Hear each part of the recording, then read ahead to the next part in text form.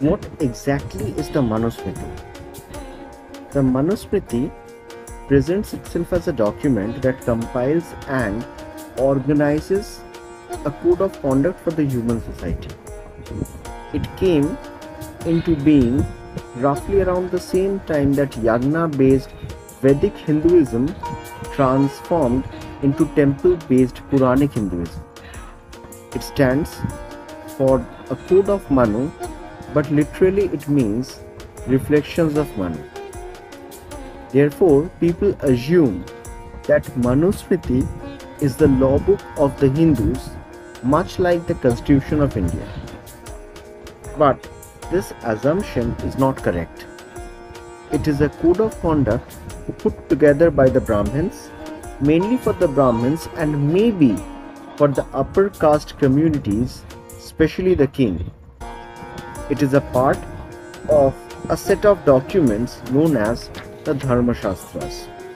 The Manusmriti is unique among the Dharma Shastras as it presents itself like a holy text, a Purana, beginning with the origin of the world, the origin of the four communities or Varna, the law of the four communities, managing situation in time of adversities, rectifying situation that follows transgression, and finally the two great conclusions of human life, either obtaining the fruits of this life's action in the next life or liberating oneself from the cycle of birth and death.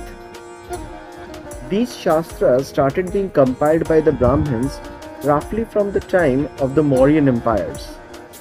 Initially they were composed as prose, and to aid memorization, sentences were short and precise.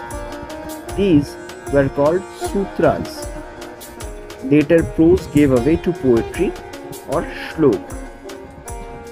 The origin of Manusmriti is attributed to Brahma, the creator, who passes it on to the first human Manu, who passes it on to the first teacher Bhrigu, who passes it on to the other sages.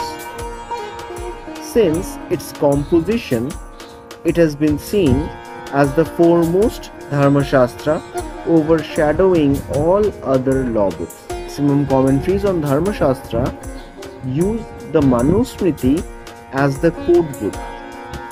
The content can be traced back to the Vedas and the custom and practices of those who know Veda.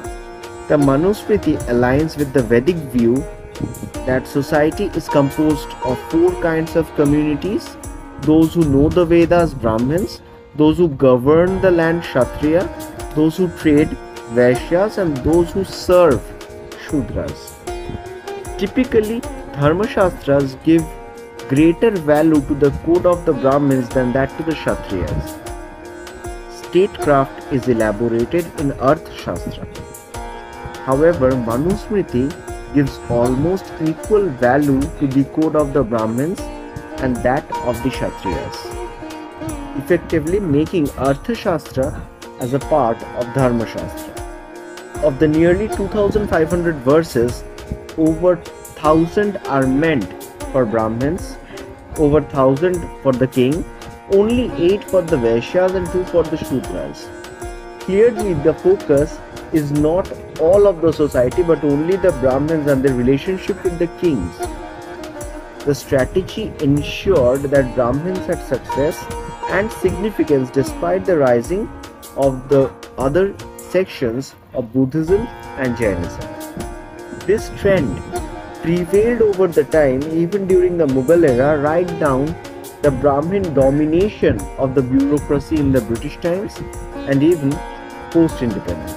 In the 19th century, many Europeans celebrated the Manusmriti for affirming life, and they saw Manu in opposition to the world-denying monastic Buddha, who was also becoming popular around that time in Europe as a noble sage.